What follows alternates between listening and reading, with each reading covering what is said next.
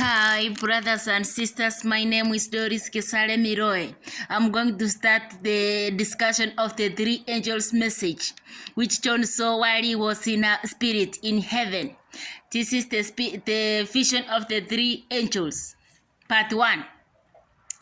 And John saw another angel fly in the midst of heaven, having the everlasting gospel to preach unto them that dwell on the earth, and to every nation, and kindred, and tongue, and people. In itself, the word gospel means good news.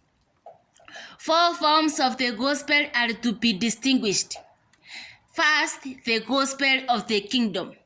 This is the good news that God purposes to set up on the earth in fulfillment of the Davidic covenant in 2 Samuel chapter 7 verses 16.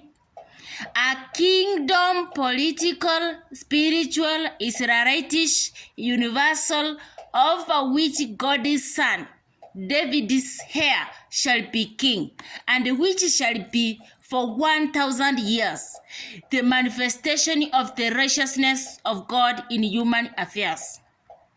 2 preachings of this gospel are mentioned, one past, beginning with the ministry of John the Baptist, continued by our Lord and his disciples, and ending with the Jewish rejection of the king. The other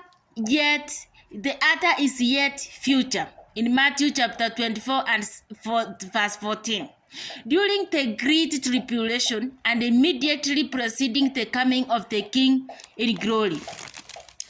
The gospel of the grace of God.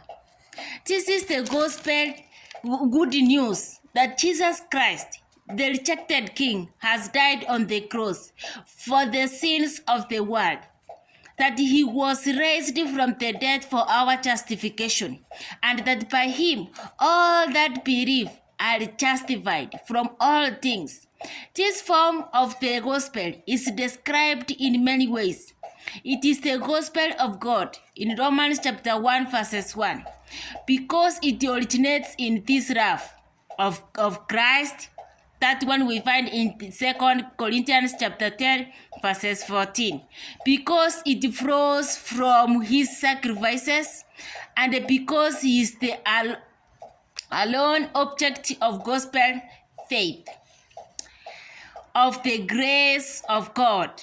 Acts chapter 20 verses 24, because it saves those whom the law curses, of the glory in 1 Timothy chapter 1 verses 11, 2 Corinthians chapter 4 and 4, because it concerns him who is in the glory and who is bringing the many sons to glory, in Hebrews chapter 2 verses 10, of our salvation, Ephesians chapter 1 verses 13, because it is the power of God unto salvation to everyone that believeth, in Romans chapter 1 verses 16, of the circumcision in Galatians chapter 2 verses 7, because it saves wholly, apart from forms and ordinances of peace, Ephesians chapter 6 verses 15, because through Christ it makes peace between the sinner and God,